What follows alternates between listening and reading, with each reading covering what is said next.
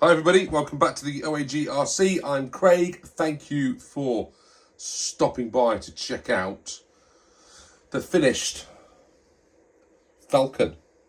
No, I say finished. It's finished to be able to be driven.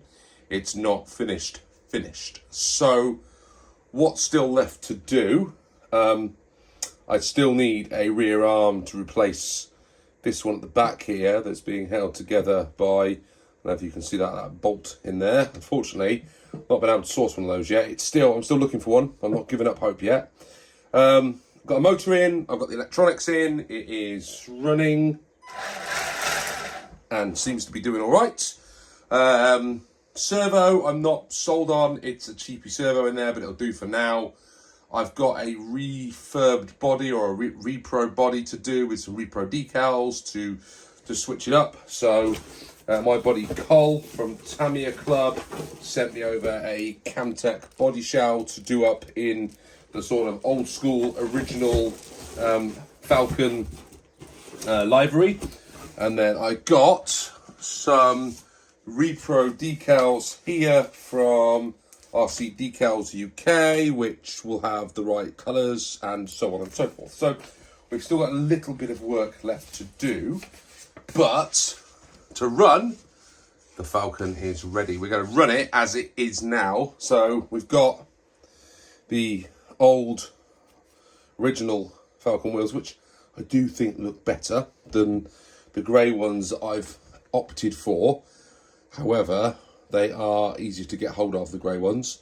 They're from the Grasshopper 2, and they look great. And I think they kind of suit this body shell. So we're ready to rock and roll. Falcon's done. I'm pleased with how it turned out in the end. Bit of a worry at first, but I started realising all the things that can go wrong. I know about this. I've done refurbs before, so I know how difficult it can get when you're refurbing one of these. You find all sorts of stuff. Like if I dig into the pot of unused parts, there's obviously your classic bushings in there, but there was also these funny little makeshift hub things or washers that were put on the front wheels. I've just used a flanged nut. There was the usual find within a rebuild, a nice big wood screw in there holding part of it together, and I've got rid of all of that, and we've just gone as clean as we can. I don't think it's fully finished, but I think it's finished enough to give the Orchard Raceway a bit of a go. So that's me. Just a real short, real quick video today, just to update on the Falcon. What have I got going on next? I don't know what I'm doing next. I haven't run out of projects, but I'm certainly pausing just to gather my thoughts in terms of what I'm going to do next. This one's been on the bench now for about a month. And I've got a couple of other things that are springing into my mind at the minute, but I don't really want to start anything else. I want to wait and see where I go next. But I'm really pleased. Paul, I hope you're pleased with how this has turned out. I know we've still got to fix the arm, but I think she's ready definitely to have a run on the Orchard Raceway this year on those lovely new tyres. Nice, I'd say a nice Nobuchi motor that's gone on the back of there as well, silver can.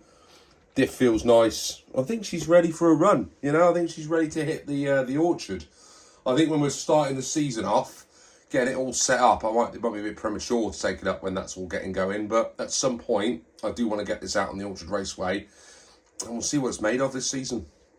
In the background there, you can see my Beetle, all done and all finished as well. So yeah, I'm kind of a bit of a crossroads now. Don't know what to start next. If you want to know my options, I've got a DTO2 Sand Viper that turned up. I got that from Time Terminal Models. It was one of these, got a busted box. Let me show you actually, because it's really interesting. I'll just drop that down there a second.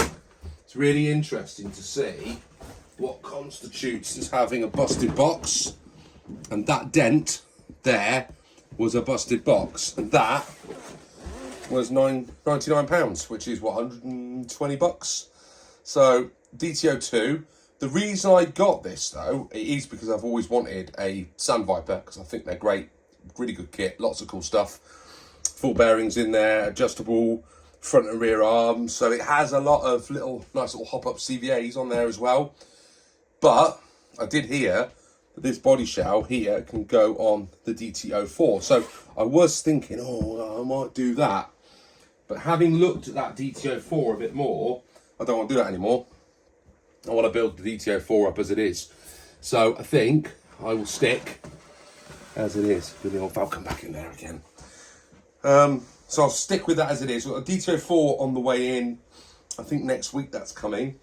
And that's kind of it. That's kind of my purchases for the year done, which is a shame. So unless Tamiya drop the Dinosaur on us, I am pressing pause on the old purchasing because I have plenty of things to be working on.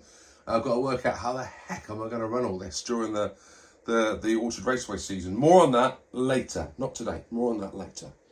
So the Sun Viper DT04, or I could build up another rally car, and I've got the MB01, which I quite fancy doing. I've got the Opel Kadett for that, but I've also got the XM01. So put your thoughts in the comments. What should I build next on the channel? Until then, thanks for watching this short video, and I'll see you all soon on the OAG RC. Thanks Paul Coughlin for donating this wonderful Falcon to the Orchard Raceway this year. A sacrificial lamb to the orchard. Bye for now.